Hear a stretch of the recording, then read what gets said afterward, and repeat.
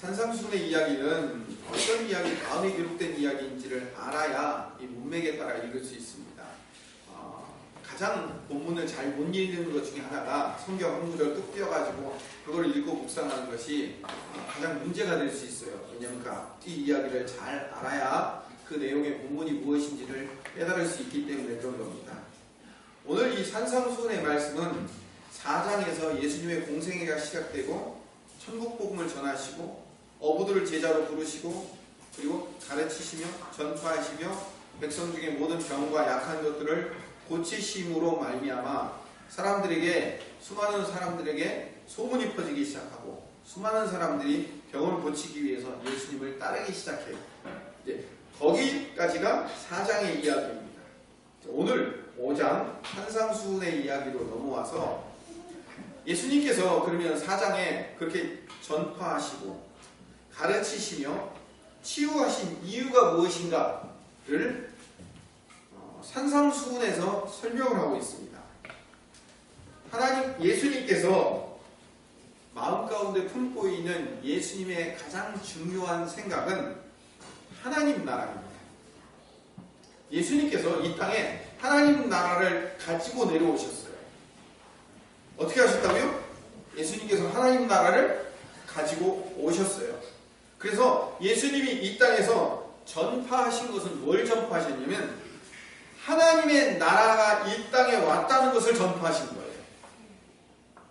그리고 뭘 가르치셨을까요? 하나님의 나라가 예수님과 함께 이 땅에 오면 해방이 일어나고 회복이 일어난다는 것을 가르치셨어요. 그러면 예수님의 3대 사역 전파하시고 가르치시고 그리고 치유하셨죠. 병자들을 치유하시고 귀신을 쫓아내신 것은 뭐였냐면 하나님의 나라가 이 땅에 오면 이 땅에 묶여있는 것들이 회복되고 해방된다는 것을 가시적으로 보여주는 거예요. 뭘로 보여주면 귀신을 쫓아내고 병을 치유함으로 보여주는 거예요. 자 보세요. 병에 걸리면 뭐에 묶여있어요? 병에 묶여있잖아요. 귀신 들리면 뭐에 묶여있죠? 귀신에 묶여있잖아요. 그래서 내 마음대로 내 뜻대로 살 수가 없잖아요. 그런데 그 병 때문에 병에 끌려다닐 수밖에 없고 귀신에 끌려다닐 수밖에 없는데 예수님이 하나님의 나라를 이 땅에 가지고 내려오셨으니까 그 하나님 나라를 갖고 와서 하나님 나라를 이 땅에 쫙 펼치니까 그 묶여있던 삶들이 풀려나고 해방되고 회복되더라는 거예요. 자 그러면 치유받고 귀신이 쫓겨나는 게 중요한 겁니까? 하나님의 나라가 이 땅에 임했다는 게 중요한 겁니다. 하나님의 나라. 초등학교 우리 오늘 아침에 제가 초등학교 아이들 설교하는 것보다 훨씬 대답을 잘하셔서 너무 감사합니다. 그래서 4장 23절에서 24절 25절에 보면 예수님께서 모든 병과 약한 것들을 왜 고쳐주셨냐면 하나님이 우리에게 왜 예수님을 통해서 기적을 보여주셨냐면 그 기적 자체가 중요한 게 아니라 하나님의 나라가 이 땅에 여기에 실현되기 시작했다는 거예요. 여기 왔다는 거예요. 예수님이 그 하나님 나라를 끌고 오신 거예요. 그래서 예수님의 가장 중요한 예수님의 초점은 어디에 맞춰져 있냐면 하나님 나라에 맞춰져 있어요. 그래서 그 하나님 나라에 맞춰져 있기 때문에 산상수훈을 통하여서 산에 올라가셔서 제자들을 가르치시면서 뭘 가르치셨냐면 내가 하나님 저 하늘 세계 성부 아버지가 계시는 거기서 끌고 온 그 하나님의 나라가 이 땅에 펼쳐졌는데 그 펼쳐진 하나님의 나라가 어떤 나라인가를 설명한 게 뭐라고요? 산상수훈이에요. 그래서 산상수훈은 천국으로 시작해서 천국으로 끝나요. 왜? 관심이 어디에 있으니까? 천국 하나님의 나라가 있으니까. 그래서 5장 3절에 보면 이 산상수훈이 처음 시작될 때 뭘로 시작하냐면 심령이 강한 자는 복이 있나니 천국 하나님의 나라가 그들의 것이라고. 그리고 산상수훈의 맨 마지막은 어떻게 끝나냐면 7장 21절에 보면 나더러 주여 주여 하는 자마다 다 천국에 들어갈 것이 아니요 다만 하늘에 계신 아버지의 뜻대로 행하는 자라야 들어가는 나라가 하나님 나라다 라는 것을 가르쳐 주시는 거예요. 하나님 나라에서 시작해서 하나님 나라로 끝나는 거예요. 그 하나님 나라를 가르쳐 주려고 하는 거예요. 자 보세요. 4장 25절을 봅시다. 여러분 성경 가지고 계신 분들은 4장 25절에 보면 한번 읽어볼까요? 갈릴리와 데가볼리와 예루살렘과 유대와 요단강 건너편에서 수많은 무리가 수많은 무리가 따라왔어요. 왜 따라왔을까요? 하나님 나라에 관심이 있어서 따라왔을까요? 병을 치유해 주니까 따라왔을까요?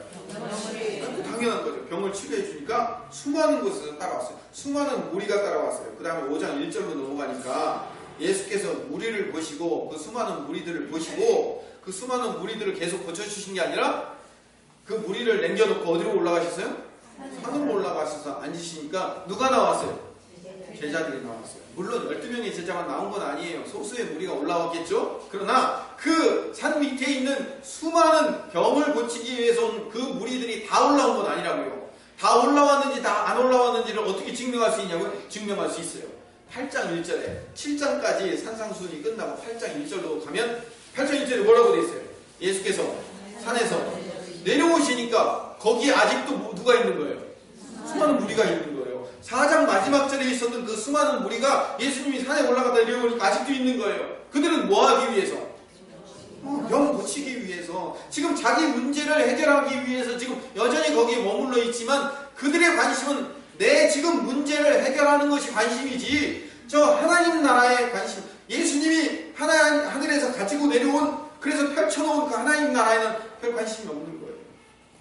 그 얘기를 하고 있는 거예요. 현대 교회랑 너무 닮지 않으세요? 근데 하나님 나라는요, 그 나라를 어떻게 들어갈 수 있는가에 대한 방법을 제시해 준 산상수훈이 아니에요. 그러니까 하나님의 나라를 이렇게 하면 들어갈 수 있다라고 그 방법을 설명해 준 방법론이 산상수훈이 아니라는 것을 아십니다. 자, 보세요. 하나님의 나라는 그럼 어떻게 와요? 하나님의 나라는 어떻게 오냐면 우리 안으로 침노에 들어와요. 침노에 들어와요. 그러니까 하나님의 나라가 우리 안으로 뚫고 들어오는 거예요. 우리 마음 가운데 뚫고 확 들어오는 거예요. 그게 하나님의 나라의 임재인 거예요. 자, 이 하나님의 나라의 임재는 내가 하나님 나라를 주시옵소서 하나님 나라를 갈망하고 기다렸다가 어느 날 돼서 받는 게 아니에요. 어느 날 뭐 한다고요? 하나님의 나라가 우리 안에 침투에 뚫고 들어온 거예요. 하나님의 나라가 우리 안에 그래서 들어와서 그래서 하나님의 나라가 우리 안에 시작된 거예요. 시작될 것이다가 아니에요. 시작되었어요. 여러분 안에 하나님의 나라가 시작된 줄 믿습니다. 아멘. 말로만 아멘 공허하게 외치지 마시고 실제로 여러분 안에 하나님의 나라가 이미 시작되었어요. 아멘. 예를 들어서 산상수훈의 첫 구절 우리가 읽은 3절을 보면 5장 3절에 보면 심령이 가난한 자는 복이 있나니 천국이 그들의 것이며를 우리가 어떻게 읽냐면 이렇게 읽어요. 심령이 가난한 사람은 복이 있어요. 왜 복이 있죠? 천국이 그들 것이니까. 자, 보세요. 그럼 심령이 가난하지 않으면 복이 없어요. 왜요? 천국이 그들 것이 아니니까. 자, 그러면 심령이 가난하면 천국이고 심령이 가난하지 않으면 천국이 아닌 거예요. 그럼 심령이 가난하게 되어야 돼요. 내가 심령이 가난해지면 천국을 얻을 수 있고 심령이 가난하지 않으면 천국을 못 얻는 거예요. 그럼 천국을 얻고 못 얻는 것은 하나님 책임이에요? 내 책임이에요? 오늘 본문에 따르면 내 책임으로 되어 있는 거잖아요. 모든 것이 그렇게 되는 거예요. 애통해야, 온유해야, 뭐 해야, 말씀을 지켜야, 원수를 사랑해야, 빛과 소금의 역할을 감당해야, 뭐 해야 천국 갈 수 있는. 그러면 산상수훈을 자꾸 조건과 원인과 결과의 입장에서 늘 읽어보면 어떻게 되면 우리가 그걸 지키지 않으면 산상수훈의 말씀을 지키지 않으면 천국 갈 수 없는 거예요. 아까도 뭐라고 그랬어요? 나더러 주여 주여 하는 자마다 다 천국 갈 것이 아니요 하늘에 계신 내 아버지의 뜻대로 행하는 자라야 돼. 그럼 행하지 못한 사람은? 자, 그럼 여러분들은 들어갈 수 있어요? 못 들어가요? 똑바로 대답을 하세요. 들어갈 수 있어요? 없어요? 아까 얘기했잖아요. 우리의 힘과 능력으로 우리의 어떤 조건과 원인으로 들어온 게 아니라 하나님의 나라가 우리 안에 어떻게 됐다고요? 침투에 들어왔다고요. 쏟아져 내려온 거예요. 여러분이 잘났기 때문에 여러분들이 그걸 지킬 능력이 있기 때문에 여러분들이 지켰기 때문에 들어온 게 아니에요. 하나님의 나라는 그냥 여러분의 의도와 상관없이 우리가 죄인 되었을 때 그리스도께서 우리를 위해서 죽으심으로 우리 안에 그 하나님의 나라가 그냥 쏟아져 내려온 거란 말이에요. 그럼 이 얘기는 뭐예요? 산상수훈 얘기는 도대체 뭐예요? 주여 주여 하는 자마다 천국에 들어갈 것이 아니요 하늘에 계신 내 아버지의 뜻대로 행하는 자라에 들어간다니 그럼 도대체 뭐라는 말이에요? 왜 헷갈리게 만들어 놓으셨어요? 오늘 이 헷갈림을 깨끗이 해결하고 가셔야 돼요. 이제 다시는 헷갈리지 않고 깨끗이 해결하고 가야 됩니다. 어떻게 해결하냐면 예수님이 이 땅에 하나님 나라를 끌고 들어오셔서 우리 안에 펼쳐주셨기 때문에 이미 우리 안에 시작된 이 하나님의 나라가 이 안에서 펼쳐지고 일어나고 그 하나님의 나라가 자라나는 것을 말씀하시는 것이 산상수훈의 이야기예요. 어떻게 됐다고? 겨자씨만한 작은 것이 여기에 심겨졌어요. 하나님의 나라가 저기 나중에 이제 비유를 말씀하실 때 하나님의 나라가 뭘로 와요? 겨자씨로 오죠. 그렇죠? 천국은 뭐와 같다고 얘기해요? 네, 밭에 심은 겨자씨와 같다고 얘기했잖아요. 우리 저기 겨자씨와 같이 작은 믿음이 하나 들어오는 거예요. 겨자씨 눈에도 보이지 않는 조그만 것이 들어와 있어요. 내가 그걸 어떻게 지켜? 내가 하나님의 나라 자녀답게 어떻게 살아? 말도 안 돼. 근데 내 안에 뭐로 들어왔다고요? 겨자씨. 그것이 나중에 자라나면 어떻게 된다고요? 공중의 새들이 기들일 만큼 큰 나무가 될 거라는 거예요. 그런데 우리는 아직 뭐예요? 이제 겨자씨이기 때문에 내가 이거 지킬 수 있나 싶은 생각이 들면서 내 안에 이걸 과연 할 수 있는가라는 생각이 들고 내가 염려스럽고 부담스럽고 걱정스러운 거예요. 구약에서 이스라엘 백성들이 율법을 모세를 통해서 시내산에서 이스라엘 백성들에게 주었어요. 그래서 그 말씀을 지키면 복을 얻고 그 말씀을 지키지 못하면 저주받는다고 신명기 28장에 분명히 말씀하고 이스라엘 백성들은 그 명령을 따라 지키지 않음으로 말미암아 구약의 이스라엘은 실패했어요? 성공했어요? 실패한 거예요. 구약의 이스라엘은 실패하는 것을 이야기한 거예요. 그러면 산상수훈은 뭐예요? 예수님께서 모세가 시내산에 올라가는 것처럼 예수님께서 그 산상수훈을 가르치시는 산에 올라가셨어요. 예수님이 제2의 모세가 되어서 너희들이 과거에 이렇게 얘기했지만 나는 너희에게 이르노니 하면서 뭐 얘기해요? 산상수훈. 그러니까 옛날에 구약의 율법을 새롭게 해석해 주시는 거 그걸 뭐라고 얘기해요? 산상수훈이라고 얘기한단 말이에요. 예를 들어서 옛사람에게 말한 바 살인하지 말라. 누구든지 살인하면 심판을 받게 될 것이다 라는 것이 율법에 얘기했다면 나는 너희에게 이르노니 형제를 향하여 라가, 여기 라가는 돌대가리 이런 뜻이에요. 형제를 괴롭히고 형제를 말로 미워하고 그 형제를 시기하고 그 형제에 대해서 욕한 것도 뭐예요? 그 형제를 살인한 거나 똑같다라고 얘기하는 거예요. 그러니까 구약에서 말했던 그 율법 차원보다 산상수훈의 차원은 한층 더 높아요. 한층 높은 게 아니라 수백 층이 높은 거예요. 성경의 얘기가 다 그래요. 지금 산상수훈 얘기가 가늠하지 말라 했다는 것을 너희가 들었으나 우리 가늠 안 했는데요? 야, 눈으로 보고 음욕만 품어도 그건 가늠이야.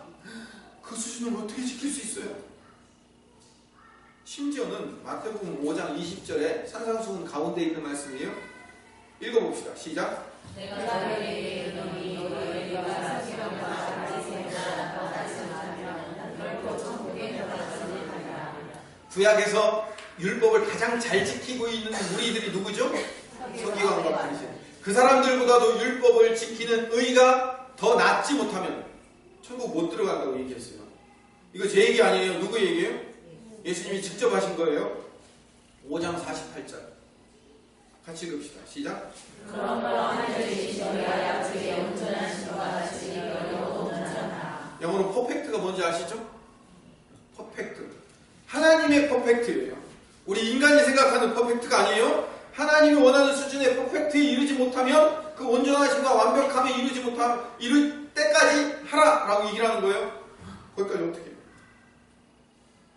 우리가 아까 읽었던 7장 21절 나더러 주여 주여 하는 자마다 다 천국에 들을 것이 아니요 다만 하늘에 계신 내 아버지의 뜻. 하늘에 계신 아버지의 뜻이 뭐예요? 나만큼 온전하래요. 서기관과 바리새인들 구약에 실패했던 그 실패한 자들보다도 더 차원 높은 수준을 지키지 않으면 안 된다라고 얘기하고 있는 거예요. 그래서 사도 바울이 오라 공고하는 자가 이 사망의 몸에서 나를 누가 해방시켜 줄 거란가 알고 고민하고 있었던 게 바로 이 말씀 때문에 그런 거예요.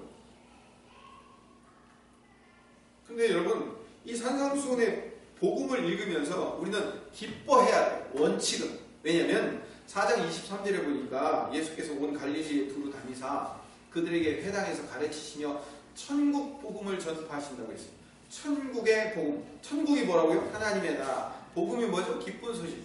하나님 나라의 기쁜 소식을 전하면, 하나님 나라의 기쁜 소식을 전하면 우리가 어떻게 돼요? 기쁜 소식을 전했기 때문에. 권사님 로또 하셨어요. 어제 그거 로또 됐어요. 그러보세요. 우와! 그러지 않아요? 기쁜 소식 아니에요? 엄청 기쁘잖아요. 그렇죠? 엄청 기쁘. 여러분, 이 기쁜 소식보다 더 기쁜 소식이 뭐예요? 천국이 이 땅에 임재하고 그 천국이 왔다는 그 기쁜 소식. 그게 뭐라고요? 그게 산상수훈이에요. 그 산상수훈을 읽으면서 기뻐요? 나더러 주여 주여 한 자마다 천국에 들어갈 것이 아니고 하늘에 계신 아버지의 뜻대로 행하니 아버지의 온전하신 것 같이 너희도 온전하라. 바리새인과 서기관의 의의를 따라가지 않으면 안 된다. 안 되잖아요. 힘들잖아요. 예수님이 여러분 그 아이들이 즐겨 쓰는 표현인데 리셋 버튼 아세요? 리셋 버튼이 뭔지 아시죠? 리셋 버튼이 뭐냐면 컴퓨터 뭐 하고 하다가 막 복잡하게 얽혔어. 그럼 그 리셋 버튼을 딱 누르면 어떻게 돼요? 처음부터 다시 시작. 처음부터 다시 시작할 수 있는 게 리셋 버튼이에요. 그러니까 구약에서 이스라엘 백성들이 실패했어요. 그러니까 리셋 버튼을 예수님께서 오셔서 누르시고 자 시작이 다시 시작됐어. 다시 시작됐으니까 이게 처음부터 다시 시작하니까 이제 니네들 잘 지켜. 안 지키면 국물도 없어. 잘 지켜 천국 가. 그런 얘기일 거냐고요. 아니에요. 그렇지 않아요. 여러분 이 산상수훈을 읽으면서 예수님의 말씀을 읽으면서 우리가 오해하는 게 뭐냐면 아까 제가 처음에 뭐라고 얘기했어요. 본문 한 구절만 딱 띄어가지고 그거 읽는 게 제일 문제가 될 수 있다고 했죠. 좀 문제가 될 수 있어요. 왜 문제가 되냐면 어떤 목사님이 갑자기 야 하나님이 온전하신 것 같이 너희도 온전하라 라고 해가지고 제목을 붙여놓고 온전함 이렇게 제목 붙여놓고 그리고 설교하는 거예요. 제가 얘기하는 게 아닙니다. 주님이 직접 주님의 입으로 말씀하지 않았으니까 하나님의 온전하신 것 같이 너희도 온전하셔야 됩니다. 그런 온전함을 이루지 못하면 여러분들은 절대로 천국 갈 수 없습니다. 철저한 온전함을 이루셔야만 합니다. 이렇게 설교한 거예요. 나 못하나? 어떡하지? 절망해봐죠. 어느 날 그 똑같은 목사님이 요한복음 3장 16절을 읽어놓고선 믿음으로 구원받음 이렇게 해놓고선 믿음으로 구원받는 얘기를 해요. 그래서 하나님이 세상을 이처럼 사랑하사 독생자를 주셨으니 이는 그를 믿는 자마다 멸망치 않고 영생을 얻게 하려 하셨다. 그래 우리는 예수님을 믿기만 예수님이 내 인생에 구원하는 것을 믿기만 하면 우리가 무슨 죄를 짓든 어떤 상황이든 우리는 천국 갈 수 있어. 아멘! 아멘! 그럼 어디가 맞는 거예요? 사람 헷갈리게 자꾸 복잡하고 어렵게 만들 수 있어요. 그 복잡하고 어려움이 성경이 복잡하기 때문이 아니라 그 성경을 해석하는 사람이 본문 하나 한 줄만 딱 찾아가지고 읽고 그거를 말했기 때문에 복잡한 거예요. 제가 오늘 결론이며 가장 명확한 답을 알려드릴게요. 이 답 위에 다른 답은 없어요. 왜 이렇게 제가 명확하게 얘기하냐면 갈라디아서에서 사도 바울이 뭐라고 얘기하면 이 복음 이외에 다른 복음을 전하는 자는 저주를 받을지어다라고 얘기했거든요. 사도 바울이 직접 갈라디아서 찾아보세요. 실제로 그렇게 되어 있으니까. 그러니까 사도 바울이 전한 복음의 결론만 말씀을 드리겠습니다. 인간의 행위와 자격에 상관없이 이미 예수 그리스도의 십자가로 완료된 구원이 이 땅에 침투해 내려왔어요.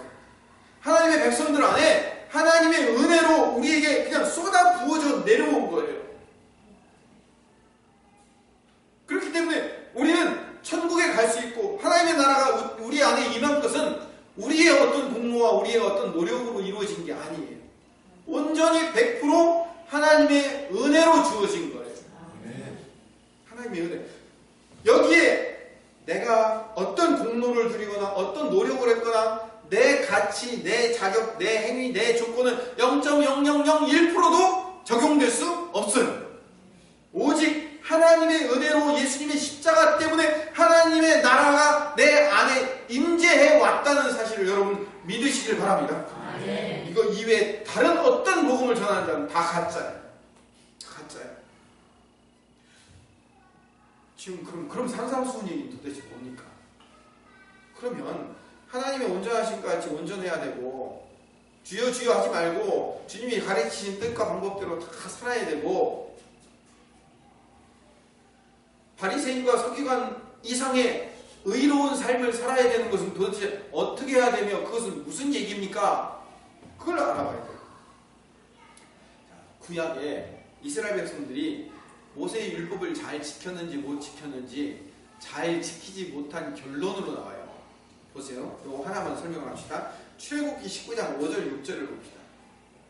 출애굽기 19장 5절 6절을 같이 한번 읽어봅시다. 시작. 세계가 나에게 사랑하니 너희가 내 말을 잘 듣고 내 언약을 지키면 너희는 모든 민족 중에서 내게 소유하리고 너희가 내게 대하여 제사장 나라가 되며 거룩한 백성이 되리라. 너는 이 말을 이스라엘 자손에게 전할지니라. 하나님이 모세에게 이스라엘 백성들에게 뭘 전하래요? 뭘 전하라면 5절 내 언약을 지키면, 너희가 내 말을 잘 듣고 내 언약을 지키면 너희는 내 민족 중에 내 소유가 되고 거룩한 백성 제사장 나라가 되게 하겠다라고 이야기하는 거예요. 이 말이 나중에 베드로전서 2장 9절에 합쳐져서 왕같은 제사장이라는 말로 이제 압축 요약이 되는 거예요. 자, 그렇게 될 것이다 라고 얘기를 해요. 그러니까 아직 율법을 시내산 가서 받아갖고 내려오지도 않았어요. 하나님이 이제 시내산 가서 모세를 통해서 율법을 줄 텐데 그 앞으로 줄 율법을 너희들이 잘 지키면 하나님의 백성이 될 거야 라고 얘기하니까 7절 8절에 이스라엘 백성들이 아직 그 율법이 뭔지 듣지도 않았으면서도 뭐라고 대답하냐면 이렇게 대답해요. 같이 읽읍시다. 시작. 모세가 내려와서 백성의 장로들을 불러서 저에게 명령하신 모든 말씀을 그들 앞에 지시하니 백성이 이르게 응답하여되 너와 백성을 명령하신 대로 다 행하리라. 모세가 백성의 말을 여호와께 전하매 우리가 다 행하리이다. 잘할 수 있어요. 그깟 거 못하겠습니까? 다 지키겠습니다. 백성이 일제히 응답하여 이르되 백성 모두가 다 아멘 그랬다는 거예요. 전부 다. 그리고 하나님께서 시내산에 임재하시고 율법이 선포되고 있는 중간에 모세 혼자만 올라가서 율법을 받고 40일 동안 율법을 받고 있는 동안 이 밑에 이스라엘 백성들이 무슨 일을 벌였냐면, 여러분 아시죠? 무슨 일을 벌였어요? 네, 모세가 올 때까지 얌전히 앉아서 기다린 게 아니죠. 얌전히 안 기다리고 뭐 했냐면 32장 1절을 보니까 백성이 모세가 산에서 내려옴이 더딤을 보고 모여 백성이 아론에게 이르러 말하되 일어나라 우리를 위하여 우리를 인도할 신을 만들라. 이 모세 곧 우리를 애굽 땅에서 인도하여 낸 사람은 어찌 되었는지 알지 못함이니라. 야, 모세 찾아내.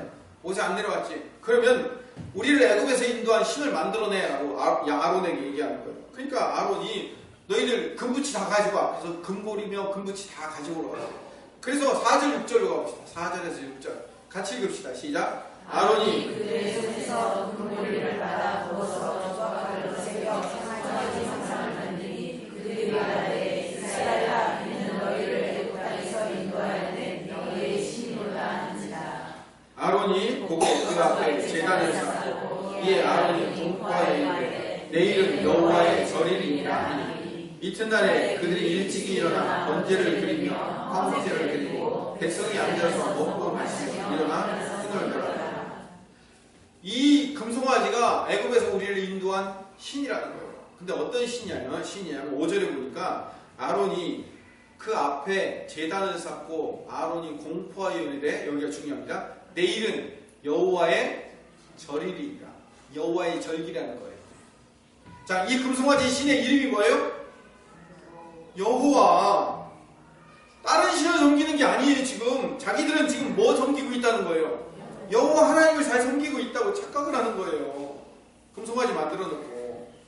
여러분, 이스라엘 백성들은요 40일도 못 참아요. 이 모세가 시내산에 올라간 그 40일도 못 참고 그 하나님이 눈앞에 보이지 않는다고, 모세가 눈앞에 보이지 않는다고 하나님이 어디 계시냐고, 하나님 좀 찾아내라고, 내 눈앞에 보이는 하나님을 만들어내라고 그 난리를 부리는 게 이스라엘이라고요. 그럼 이스라엘이 나중에 어떻게 구원을 받습니까? 출애굽기의 시작이 뭘로 출발하냐면 10가지 재앙과 홍해를 가르는 기적으로 출애굽이 시작돼요. 그럼 그 출애굽이 결론이 뭘로 끝나는지 아세요?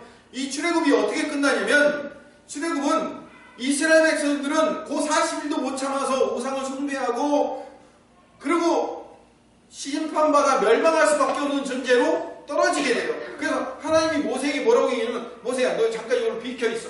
내가 이 백성을 땅을 쫙 갈라갖고 다 안으로 집어넣어가지고 딱 닫아버린 다음에 너 한 사람을 통해서 내가 이 백성을 다시 만들어낼게 라고 얘기하는 거예요. 하나님이 그럴 능력이 있으셔요 없으셔요?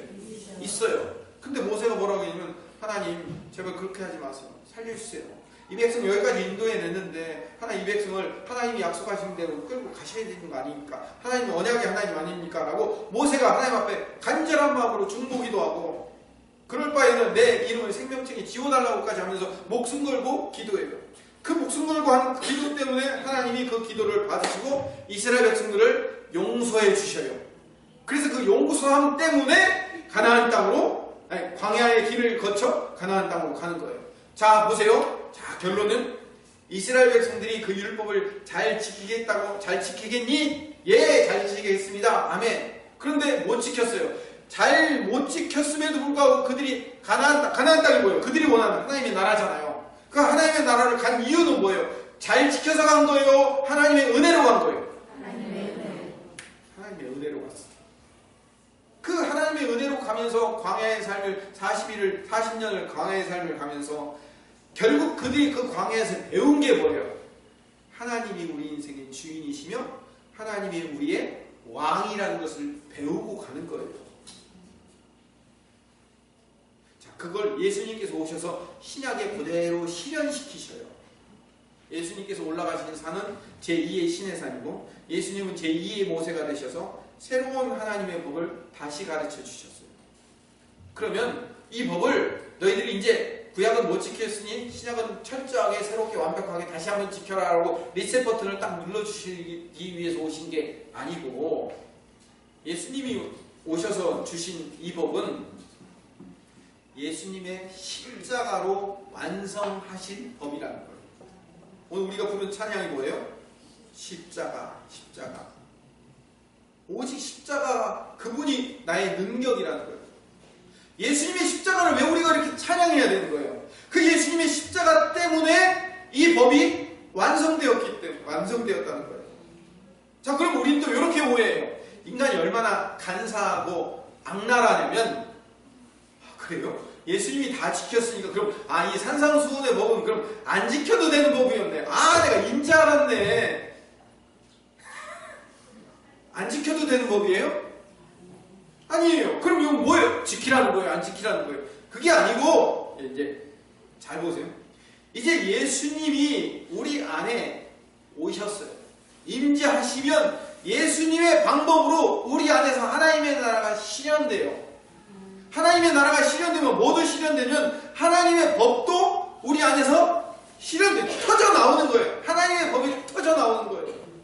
예수님이 우리 안에 오셨어요. 예수님이 오시지 않고 예수님 대신 누가 오셨냐면 예수님의 영이신 성령이 우리 안에 오셨어요. 그래서 성령이 오시면 내 배에서 생수의 강이 흘러나요. 생수의 강이 흘러난다는 것은 어떤 상징적인 의미냐면 우리 안에서 하나님의 나라가 터져 나오고 하나님의 나라가 흘러나오고 하나님의 법이, 그 실현된 하나님의 법이 솟아나올 수밖에 없다는 거예요. 흘러넘칠 수밖에 없다는 것을 말하고 있는 것이 산상수훈이에요. 이거 지키면 천국 가고 못 지키면 지옥 간다 얘기가 아니라 이미 예수님의 십자가로 완성된 하나님의 법이 우리 안에 임재되었기 때문에 너희들은 비록 지금은 그걸 어떻게 지켜라는 마음 때문에 내 안에 겨자씨만하게밖에 들어가 있지 못할지라도 이것이 싹트고 열매 맺고 자라서 그것이 풍성한 나무가 되어 풍성한 열매로 우리 안에서 터져 나오게 될 것이다 라는 사실을 믿으라는 거예요. 아멘. 그렇게 될 거예요. 반드시 그렇게 되고야 말 거예요. 여러분, 그러면 하나님의 법은 언제 이루어지냐면 하나님이 임재해야 이루어지는 거예요. 아멘. 구약에도 하나님의 법은 하나님이 임재해서 이루어지는 거예요. 이거 하나만 더 하나 봅시다. 출애굽기 19장. 아까 5절 6절 읽었는데요. 출애굽기 19장 1절을 읽어주십시오. 같이 한번 읽어주십시오. 시작. 이스라엘 자손이 건너가는 날이 3개월이 되던 날 그들이 시내의 광야에 이르니라. 자, 지금부터 제가 숫자 얘기를 할 거예요. 근데 초등학교 1학년이면 따라올 수 있는 이야기예요. 그러니까 그래서 초등학교 1학년보다 조금 수준이 낮으신 분들은 졸리기 시작할 거예요. 잘 들어보세요. 이스라엘이 6월절 그러니까 이스라엘 백성들이 히브리 노예로 있다가 그들이 출애굽할 때 하나님이 뭐라고 말씀하시냐면 출애굽기 12장 2절에 이 달을 너희에게 달의 시작 곧 해의 첫 달이 되게 하고 라고 얘기를 해요. 그러니까 출애굽하는 해를 너희들의 신년으로 만들어라라고 얘기해요. 왜? 출애굽이 그들의 인생이 뭐예요? 출발이니까. 그래서 그 달을, 그러니까 출애굽하는 달을 신년, 유대력으로 신년 되는 거예요. 1월이 되는 거예요. 1월. 근데 1월 1일 날 그들이 탈출한 게 아니라 1월 14일 날 탈출해요. 이 1월 14일 날이 뭐예요? 6월절이에요. 6월절. 그 6월절로부터 무교절 일주일 동안 지낸다고 그랬죠. 그죠? 그 일주일이 뭐냐면 탈출하는 시간이에요. 그러니까 6월절 날, 그러니까 10가지 재앙의 마지막 10번째 재앙이 뭐예요? 문설주와 문지방에 어린 양의 피를 바르고 그날 무슨 저주가 있어요? 예, 그 땅에 있는 모든 장자들은 다 죽도록 죽음의 사자가 나타나는데 그 문설주와 문지방에 어린 양의 피를 바르는 집은 어떻게 했어요? 그 죽음의 사자가 넘어갔어요. 넘어갔다고 해서 6월이라고 그러는 거예요. 1, 2, 3, 4, 5, 6월이 아니고 6월. 패스오버. 그래서 6월 된 거예요. 그날이 1월인 거예요. 유대력이 1월이에요. 근데 1월 14일 날, 10일 날 어린 양을 준비했다가 14일 날 잡으라고 그랬어요. 그 14일 날 어떻게 해요? 그 밤에 밤새 죽고 이스라엘 백성들은 그 다음 새벽에 출발한 거예요. 그러니까 14일 날 출발한 거나 마찬가지예요. 14일 날. 그날 밤새고 출발했기 때문에. 자, 그러면 1월 14일 날 출발했으니까 그 달이 며칠 남았어요? 30에서 14 빼면 17일 남았어요. 17. 17일을 갔어요. 이 17일 동안 무슨 일이 일어나냐면 홍해도 가르고 그리고 마라의 쓴물도 지나고 그러면서 쭉 갔어요. 가고 그 다음 달 한 달을 또 내 광야를 지나갔어요. 그러면 30일이 지나갔어요. 그럼 며칠 됐어요? 30일 더하기 17 47일이요. 30 더하기 17은 47이에요. 47일이에요. 그래서 지금 오늘 이스라엘 자손이 애굽 땅을 떠난 지 3개월이 되던 날, 여기 3개월이 됐다는 얘기, 90일이 됐다는 얘기가 아니라 세 번째 달이 시작되는 날이에요. 세 번째 달이 시작되는 날이 뭐예요? 60일이잖아요. 그쵸? 근데 그 세 번째 달이 시작되기 전날, 그러니까 지금 시간이 어느 정도 지났냐면 17일이 지나고 한 달이 지났어요. 그 다음에 세 번째 달이 시작이 된 거예요. 그러면 지금 이스라엘 백성들은 며칠을 간 거예요? 47일 갔어요.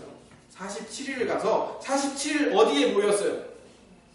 신의 광야. 신의 광야는 어디예요? 신의 산이 있는 그 광야예요. 그러니까 신의 산 바로 밑에 모였어요. 신의 산 바로 밑에 모였어요. 갑자기 목사님 왜 이렇게 저렇게 어려운 얘기하고 계세요? 어려운 거 아니에요. 여러분 중요한 거예요. 47일 되던 해, 출애굽한 지 47일 되던 해 신의 산 밑에 모였어요. 그 신의 산 밑에 모여서 있는데 하나님이 뭐라고 말씀해요? 너 내가 준 모세를 통해서 이따가 준 율법 잘 지킬래? 예, 잘 지키겠습니다. 그래? 잘 지켜. 그러면 내가 지금 이 땅에 내려와서 그 율법을 줄 거야? 라고 얘기하면서 10절 11절을 읽어봅시다. 출애굽기 9장 10절 11절 같이 읽읍시다. 시작. 여호와께서 모세에게 이르시되 너는 백성에게 가서 문과 아래에 그들을 상처하게 하며 그들에게 옷을 빨래하고 준비하게 하여 친전을 기다리게 하라. 그들은 친전에다 여호와가 온 백성의 목전에서 신의 산에서 강림할 것입니다. 첫째 날, 둘째 날 잘 옷 빨고 옷 깨끗이 목욕 제기하고 준비하고 있다가 하나, 둘, 세 번째 날 하나님이 강림을 하실 거라는 거예요. 47일 되는 날인데 앞으로 며칠 후에 하나님이 강림하신다고요? 사후로 47 더하기 3 50. 그래서 그날이 오순절이에요. 이스라엘 백성들이 왜 오순절을 지키는지 아시겠죠? 달리 지키는 게 아니에요. 이스라엘은 절기가 3개 있어요. 하나는 봄절기, 그거는 6월절과 무교절이에요. 이스라엘의 출애굽한 날을 기념하는 거예요. 오순절을 지키는 이유는 하나님이 이 땅에 어떻게 하신 거예요? 강림, 임재하신 거란 말이에요. 하나님이 우리 인간에게 오셨단 말이에요. 그 다음에 마지막 가을 절기는 수장절, 초막절 또는 장막절이라고 하는 추수감사절 비슷한 절기예요. 이스라엘은 세 절기가 있어요. 그 세 절기에 이스라엘 남자는 하나님 앞에 세 번 모이라고 얘기하죠. 그 세 번 모이라는 게 바로 그거예요. 그 두 번째 절기가 뭐냐면 오순절인데 그 오순절이 하나님이 처음 시내산에 강림해서 율법 준 것을 기념하는 절기란 말이에요. 오순절. 근데 신약 백성들은 그 오순절이 또 다른 의미를 갖고 있어요. 그날 누가 강림하셨어요? 예수님의 영이신 성령님이 우리에게 강림하셨는데, 옛날에 구약시대는 시내산에 강림했는데 이제는 그 하나님의 영이신 성령님이 어디에 강림하셨을까요? 여기에 강림하셨어요. 여기 강림하셔서, 그러면 법을 어디다 새기셨어요? 돌판에 새긴 게 아니고, 구약시대는 돌판에 새겼는데 신약시대는 어디? 마음판에 새겼어요. 자, 돌판에 새긴 것은 못 지킬 수 있는데 이 마음판에 새긴 것은 지켜질까요? 안 지켜질까요? 지켜져요. 저는 못 지켰어요. 여러분 못 지켜서도 지켜질 거예요. 앞으로 지켜질 거예요. 제가 오늘 설교 다 했어요. 마무리 짓기. 자, 그러면 성령 하나님이 우리 마음 가운데 하나님 나라를 가지고 오셨어요. 오순절 하셨어요. 구약에 성부 하나님이 오신 것처럼 신약에 성령 하나님이 오셨단 말이에요. 오셔서 하나님의 나라를 아예 가지고 오셨어요. 우리 안에 침투에 들어왔어요. 쏟아져 부어줬단 말이에요. 그렇게 부어준 그 하나님의 나라를 예수님께서, 야, 네 마음 안에 심겨진 그 하나님의 나라는 어떤 나라냐면 하고 가르친 게 뭐라고요? 산상순이에요. 그래서 네 안에 쏟아 부어진 그 하나님의 나라는 어떤 나라냐면, 그 나라에 사는 백성들은 어떤 삶을 앞으로 살게 될 거냐면, 마음이 가난한, 그리고 애통하고 온유하고 의에 줄이고 목마르며 긍휼히 여기며 마음이 청결하며 화평케 하는 도구가 되며 의를 위하여 박해받으며 예수님 때문에 욕먹고 박해받고 악한 말을 들어도 기뻐하고 즐거워하는 자리로 만들어 가실 거예요. 내가 성령님이. 오케이. 이거는 지키는 게 아니라 지키는 게 아니고 어떻게 하는 거라고요? 지켜지는 거라고. 그거 뭔 차이 있어요? 여러분이 애쓰고 이거 안 지키면 나는 천국 못 가, 이거 안 지키면 나는 하나님에게서 떨어져, 난 구원 못 받아 하고, 그걸 지키면 기쁘고 못 지키면 아이고 나는 하고, 그래서 여러분의 어떠함 때문에 그게 지켜지고 안 지켜진 거에 결정이 나는 게 아니고, 여러분 인생에 하나님 나라가 쏟아부어져서 그것이 자라나 싹트기 때문에, 이전에는 원수를 보면 아유 제 원수 이렇게 하고 끝났어요. 근데 지금은 그래도 내가 사랑은 못해도 내가 상종은 안 하겠다. 옛날엔 달려가서 붙들고 싸웠는데 이제는 똥이 무서워서 피하냐? 더러워서 피하지 하고, 내 마음 가운데 그런 생각을 갖고 뒤돌아설 수 있는 발전이 생기더라는 거예요. 여러분의 인생에 변화가 생기기 시작하더라는 거예요. 물론 저 앞에 하나님의 온전한 완벽까지는 아직 멀었죠. 그러나 여러분 인생에 이제 싹이 트기 시작한 거예요. 하나님 나라 팔복이라고 하니까 이제 다음 주부터 팔복 얘기하겠지만, 복받는 비결이라고 착각하지 마세요. 심령이 가난하고 애통하고 온유하고 의에 줄이고 목마르고 긍휼하고 마음이 청결하고 화평한 게 그게 복받은 거예요? 세상의 복이라고 생각되신 거예요? 아니잖아요. 그건 하늘의 복이란 말이에요. 하늘의 복. 하나님 나라의 백성을 성령 하나님께서 임재하셔서 우리를 이렇게 제일 좁혀 끌고 가고 계신 거예요. 아, 나는 그렇게 가기 싫어하는데 나를 끌고 가고 계신 거예요. 그래서 산상수훈회 전체에서 소금과 빛이 되는 자로, 노하지 않는 자로, 마음으로 가늠하지 않는 자로, 악한 자를 대적하지 않는 자로, 원수를 사랑하는 자로, 은밀하게 구제하고 은밀하게 기도하고 은밀하게 금식하는 자로, 사람들 앞에 그것을 보이려고 자랑하고 드러내고 나타나는 것이 내 인생의 자랑거리가 아닌 자로 세워지며, 보물을 하늘에 쌓으며, 비판받을 일이 있어도 비판하지 않고, 비판할 상대가 있어도 그것을 비판하지 않고, 남에게 대접하기를 즐기며 좁은 문으로 들어가는 것을 기뻐하는 자로 성령 하나님이 우리를 반드시 세워내고야 마실 것에 대한 믿음이 필요한 거예요. 그래서 우리는 믿음으로 사는 자예요. 의인은 믿음으로 말미암아 살리라. 그렇기 때문에 우리를 하나님의 백성이며 하나님의 자녀로 이미 우리 안에 점 찍어주시고 도장 찍어주시고 우리 안에 하나님의 나라가 이제 쏟아져 내려와 침투에 들어와 임재하는 삶을 지금 살고 있기 때문에 중요한 것은 그분은 지금 일하고 계신다. 언제 어디서나 우리의 삶 가운데 단 1분, 단 1초도 쉬지 않고 우리 안에서 일하고 계셔요. 그분은 쉬지 않으시는 분이셔요. 그렇게 쉬지 않고 우리 안에서 뭘 일하고 계실까요? 여기서 하나님의 나라가 발현되도록, 여기서 하나님의 나라가 실천되도록 우리 안에서 지금 최고의 작업을 벌이고 계신 분이 하나님이시라는 사실을 여러분 믿으세요? 그렇기 때문에 내 인생에서 절대로 헛된 순간은 없었어요. 예수 믿고 내 인생에 절대로 헛된 순간이 없었어요. 앞으로 내 인생에 예수를 믿고 절대로 헛된 순간이 없어요. 단 1분 1초도 헛된 순간이 없어요. 목사님 몰라서 그렇지요. 저 헛된 순간 많았어요. 저 실패해봤고요. 좌절해봤고 절망 가운데 있어봤고 내가 가치 없다고 느낄 때가 있었고요. 낭망의 상황에 들어가서 나 하나님이 계신지 안 계신지, 하나님이 살아계시다면 이럴 수가 있습니까? 라면서 절망하며 원통하며 하나님 앞에 삿대질하면서 부르짖어 외칠 때가 얼마나 많았는데요. 그런 실패의 상황들이 많았는데 그때 하나님이 일하셨다고요? 예, 그때 하나님이 여러분 앞에서 일하고 계셨어요.